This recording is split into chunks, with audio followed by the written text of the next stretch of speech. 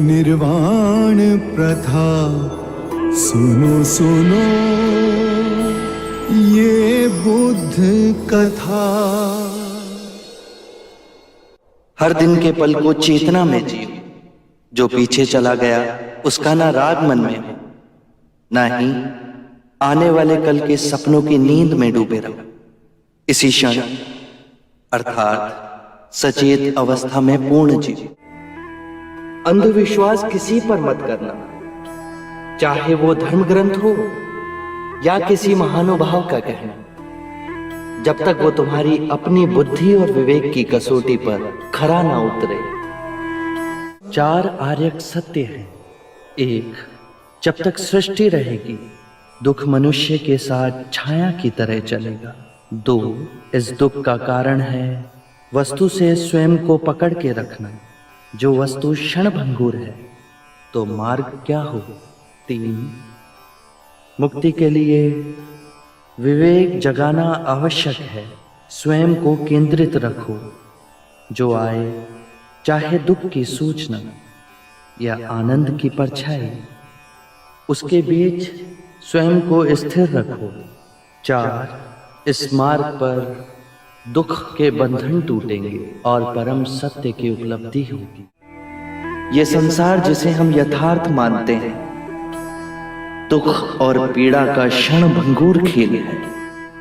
जो जन्मा है उसकी मृत्यु निश्चित है, यही सृष्टि का नियम है। अज्ञान ही सारी विषमताओं की जड़ में है। अज्ञान न पूजा न व्रत न चढ़ावों से समाप्त होता है। अज्ञान केवल ध्यान से दूर होगा।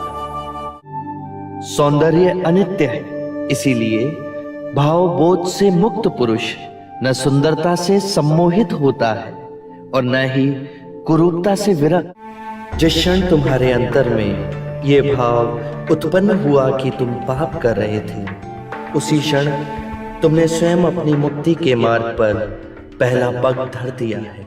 सत्य के मार्ग पर चलते हुए 2 भूल हो सकती है। पहला, पूरा रास्ता तय ना करना और दूसरा, उसे आरंभ ही ना करना। घृणा से घृणा नहीं मिटाई जा सकती। घृणा मिटती है केवल प्रेम से, और ये प्रकृति का अटल सिद्धांत है। जीवन मरण हर मनुष्य के जीवन का क्रम है। यदि हम चैतन्य हो इस पूरे विधान को समझें तो हर दिवस ऐसा जीवन जी सकते हैं जहां शांति, सद्बुद्धि, आनंद, संतोष का सर्वदा वास होगा।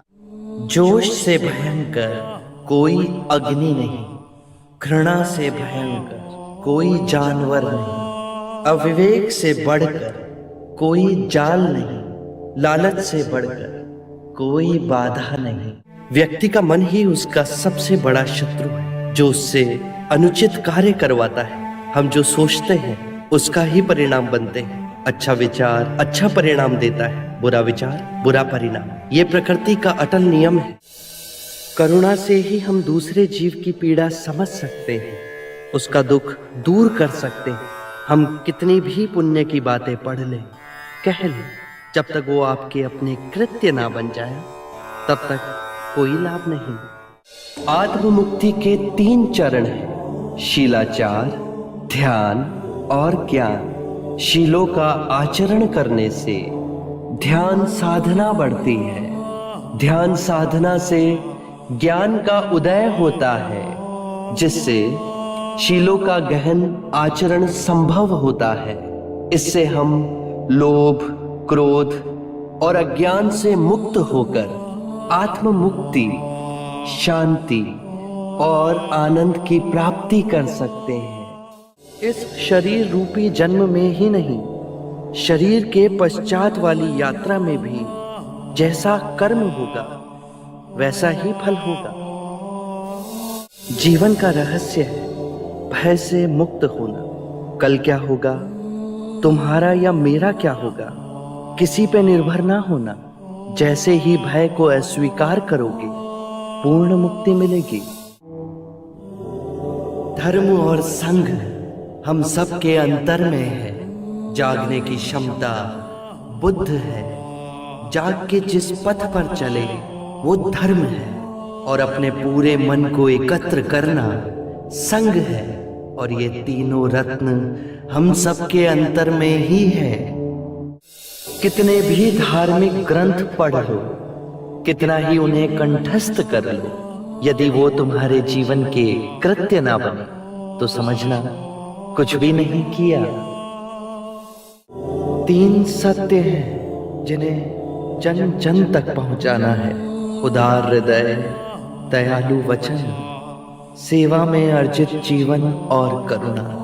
यही 3 मंत्र मानवता का नव निर्माण करेंगे।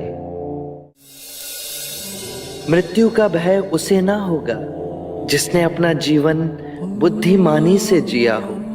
ये शरीर तो नश्वर है, पर मेरी वाणी, मेरे सूत्र बन सदैव आप लोगों के पथ को प्रकाशमयी करेंगे। अपो दीपो भव, अपना दिया स्वयं बनना, अपने बुद्ध को पहचानना। जागो और धर्म के मार्ग पे चलो, अपने अंतर के संग को साधो। अपनी शरण में जाना, किसी को ना खोजना। जो है सब अस्थिर है, उसके बीच स्थिर रहना। परिश्रम से निरंतर संघर्ष करना, कभी हार ना मानना। बुद्धं शरणं गच्छामि।